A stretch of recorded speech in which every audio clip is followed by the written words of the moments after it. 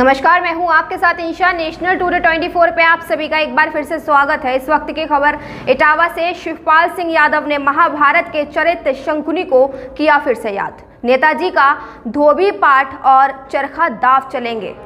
मामला परिवार का था। जुआ खेलते तो दुर्योधन से खेलते। उस शंकुनी से खेल गए। शंकुनी चालबाज था, उससे जुआ नहीं खेलना चाहिए था। अपने परिवार के मामले व महाभारत के उदाहरण संकेतों से देते हैं। पहले भी परिवार के विवाद में राम गोपाल यादव को शंकुनी का नाम दे चुके हैं। इटावा प्रगतिशील समाजवादी पार्टी के राष्ट्रीय अध्यक्ष शिवपाल सिंह यादव ने आज जनसभा करने से पहले मीडिया से बात करते हुए महाभारत की कहानी याद दिलाई। उसमें उन्होंने धृतराष्ट्र और शंकुनी के चरित्र को बताते हुए युद्ध की बात कही और युद्ध में सब नाश होने के परिणाम को बताया। वहीं भारतीय जनता पार्टी पर महंगाई, भ्रष्टाचार पर भी हमला बोलते हुए उनकी नीतियों से जनता परेशान है, इसका भी हवाला दिया। मुलायम सिंह से चरखा दाव सीखा है, ऐसा बोले। 40 साल उनके साथ रहे हैं। धोबी पाठ चरखा अदाओं से विरोधियों को जोड़ने का भी काम सीखा है। इसीलिए चुनाव में चरखा दाव और धोबी पाठ दोनों चलेंगे।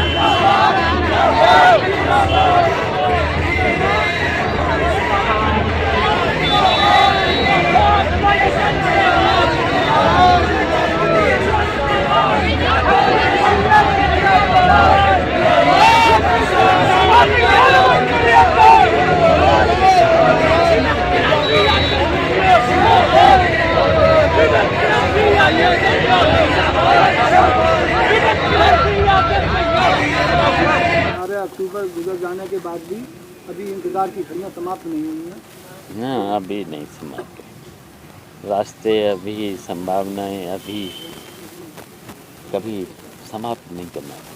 मैंने तो यही सीखा नेताजी कोई कार्यकर्ता रूठ जाता था, टेलीफोन कर लेते थे, घर चले जाते थे, मना लेते थे, यहाँ तक कि विरोधियों को यहाँ चले जाते थे। हैं तो चरखा जब नेताजी चलाते थे तो हमने भी कुछ सीखा है। आखिरी तक ये गांव चलेगा, 22 के चुनाव में चलेगा। हाँ, तो तभी तो हमने भगवान कृष्ण से वहाँ पर पूजा करके कुछ न कुछ मांगा है और वहाँ जाके भगवान राम से भी मांग लेंगे। हैं तो हमारा नेताजी वाला चरखा दाव चल जाए बस। 5 नवंबर को नेताजी का जन्मदिन है, तो कुछ शुभ समाचार मिल सकता है हम लोगों को। अब हमने तो जाई से पूजा पाठ करते फिर रहे हैं। कृष्ण जी से मांगा है, भगवान राम से भी मांग लेंगे। हैं हमारा चरखा दाव नेताजी वाला चल जाए। चरखा दाव और वो धोबी पाठ होता है ना, वो चल जाए। चलिए, हम लोगों ठीक है, धन्यवाद।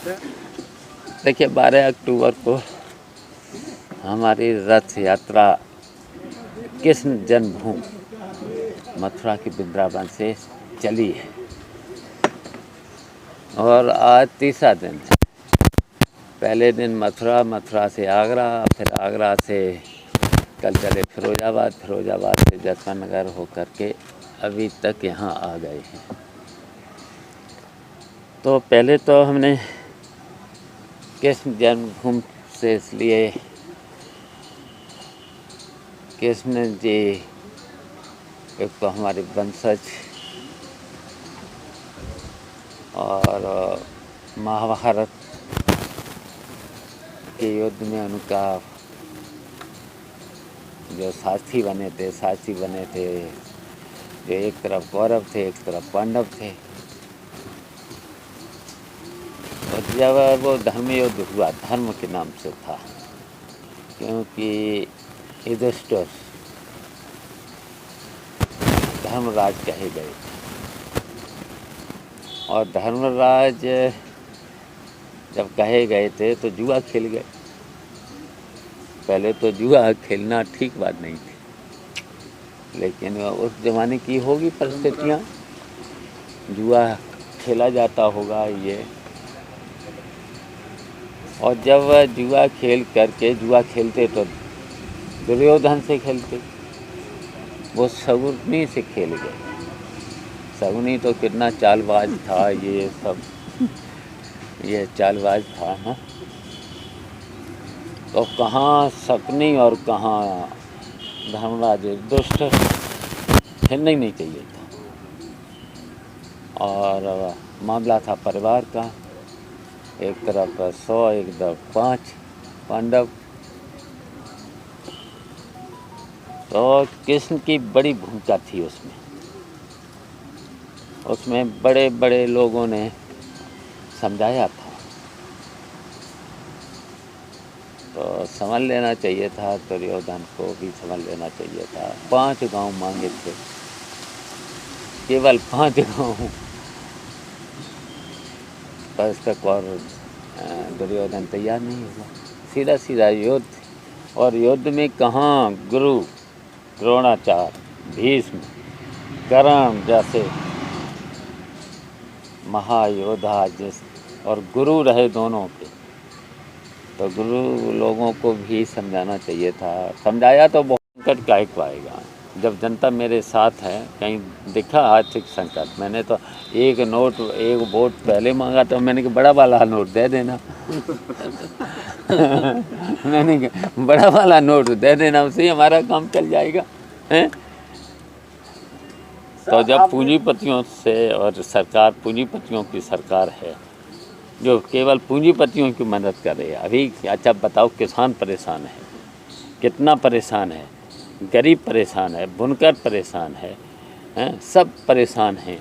इतनी महंगाई झेल रहे, इतना भ्रष्टाचार झेल रहे हैं, तो हमें ज़्यादा की ज़रूरत ही नहीं। अपना बचा बचू के हैं, एक नोट मांगा है मंत्री तो जी, कुछ लोग नहीं बड़ा दे पाएंगे, वो छोटे ही हमें तसल्ली कर लेंगे, लेकिन हम कहेंगे जो देने लायक हैं बड़ा नोट से कम कर लेंगे। मंत्री जी, हाँ, आपकी प्रगतिशील समाजवादी पार्टी लोहिया जी ने गैर कांग्रेसवाद की बात करके एक जमी जमाई सरकार की 9 सूबों में सरकार को ध्वस्त कर दिया था।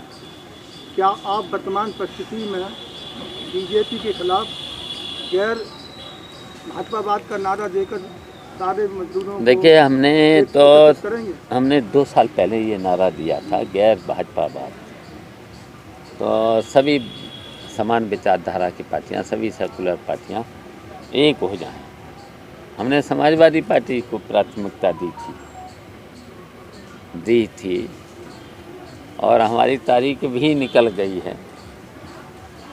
लेकिन राजनीति में संभावनाएं कभी ख़त्म नहीं होती, करना भी नहीं चाहिए। बातचीत का दौर खुला रखना चाहिए, तभी तो समय 5 महीने का समय है चुनाव का, हैं। तो हमारा तो अभी भी प्रयास है, और हमने तो उदाहरण भी करके दिखा दिए हैं। अगर पंचायतों के चुनाव के पहले अगर यही समझौते हो जाते जिला पंचायत में, जिस तरीके से इटावा में बीजेपी एक ही जीती है भाजपा, जबकि भाजपा और समाजवादी हैं, हम समाजवादी की मदद कर रहे, अंशुल की मदद कर रहे। अंशुल तो हमारे साथ थोड़े था, मैंने तो मदद करी हैं, और वो समाजवादी और बीजेपी एक हो गए, बिलासपुर में एक हो गए, तब भी हम यहाँ निर्विरोध हो गए। अभी कोऑपरेटिव बैंक का चुनाव हुआ, तब भी निर्विरोध हो गए हैं। तो मैंने तो करके भी दिखा दिया है। तो ये आशावादी दृष्टिकोण आपका कब तक चलेगा? बेईमानी है, भ्रष्टाचार है, महंगाई है, सब आदमी परेशान है। तो इसलिए मैंने जोड़ा है उसे, भगवान के से आस्था भी है इसलिए जोड़ा है। नहीं आप लोग अगर ले जाओगे दूसरी तरफ, हाँ, मंत्री जी, हाँ, आपकी जो बात जो है, आपने महाभारत का उल्लेख किया, हाँ, और राजनीतिक महाभारत छिड़ भी गया है, हाँ, लेकिन आपने जो पृथ्वी से अपनी सामाजिक परिवर्तन रथ यात्रा शुरू की है, तो क्या ये महाभारत हवा में तलवारें बांध के होगा, क्या शत्रुओं का वध भी होगा? देखिए आपने अभी तक पॉलिसी क्लियर नहीं की है। नहीं, अभी देखिए वो तलवार और वो तो ज़माना चला गया। अब तो देखिए बटन दबाया जाएगा। अब तो बटन ये सब अंतर हो गया है। तब तो राजपाट छीनने के लिए युद्ध होते थे, तलवारें चलती थीं, तीरकमान चलता था, फिर कहीं कुछ चलते थे। अब है बटन, अब तो बटन दबाना है, तो जनता पर है, इसलिए मैंने जनता से जोड़ा है। आपने अपनी रथ यात्रा शुरू करी। हाँ, और आपके रथ यात्रा की शुभारंभ आचार्य प्रमोद जी आपके मंच पर रहे, आपको आशीर्वाद दिया, क्योंकि ये माना जाए कि कांग्रेस से कहीं कोई खिचड़ी बन रही है आपकी। नहीं, देखिए आचार्य प्रमोद कृष्णम कल की धाम से जुड़े हैं। वो भी देखिए जब भी कहीं कलयुग में द्वापर में कृष्ण का जन्म हुआ था, सतयुग में भगवान राम का हुआ था, अभी वहाँ पर भी आएंगे ना। तो देखिए द्वापर में कृष्ण का जन्म हुआ है, अब है कलयुग। अब कलयुग में अगर कहीं कृष्ण पैदा होंगे तो कल की धाम, ये है महापुराणों में, पुराणों में है। तो कल की धाम से हम भी जुड़े हैं। हम तो उनके कई महोत्सव लगवाते हैं हर वर्ष, वो नवंबर के महीना में महोत्सव लगवाते हैं, कल की धाम महोत्सव। तो हम तो वहाँ से जुड़े हैं, कई बार गए भी हैं। मैंने वहाँ सड़क भी बनवाई, गेस्ट हाउस भी दिया है, और चीज़ें भी दी हैं वहाँ के लिए। तो जब भी किसी का जन्म होगा कलयुग में तो कल की धाम, तो इसलिए वो हमारे आए थे, हमारे रथ बहुत जल्दी हो जाए। और अगर जल्दी हो जाता है तो हमारे दरवाजे तो अभी खुले हैं, ये बंद नहीं हमने किए हैं।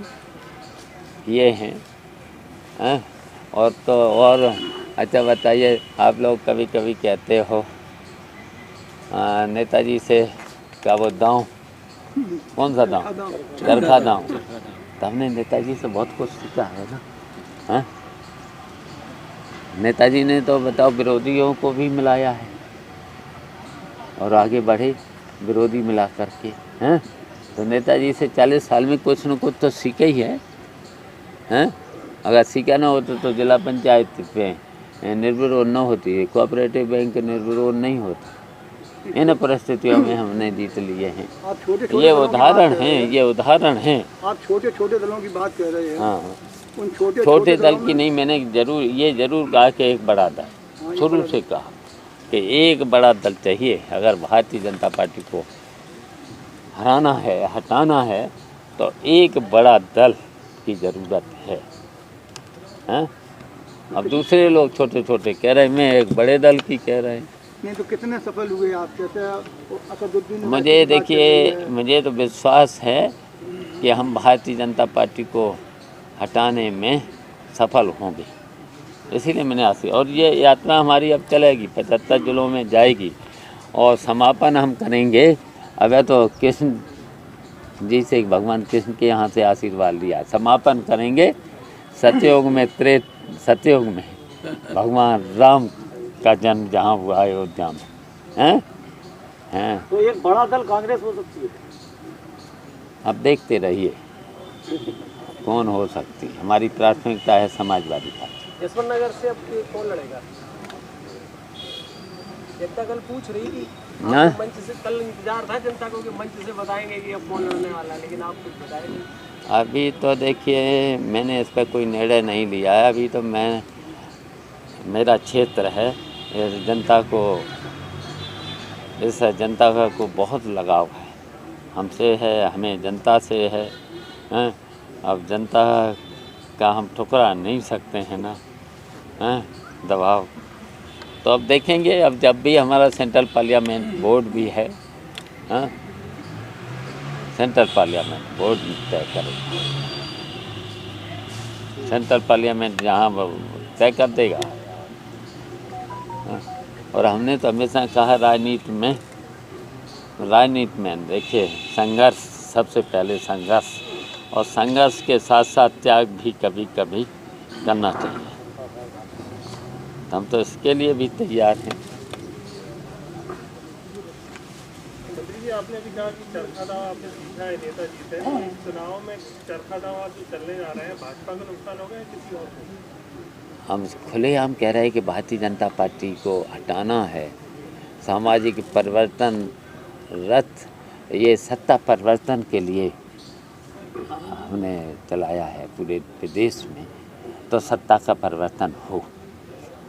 सत्ता से बहुत परेशानियां हैं, गरीबी बढ़ रही, बेरोजगारी बढ़ रही, भ्रष्टाचार बढ़ रहा है, कोई सुन नहीं रहा है, सरकार इकबाल खो चुकी है। आपको अभी भी समाजवादी पार्टी से समझौते की उम्मीद है, तो क्या ये देरी नहीं इसमें हो रही? अगर इसमें समय अगर लंबा जा रहा है तो क्या इससे पार्टी का नुकसान नहीं होगा? तो हम चाहते हैं कि आप सब लोग सहयोग कर दो हमारा, देरी ना हो, करोगे सहयोग?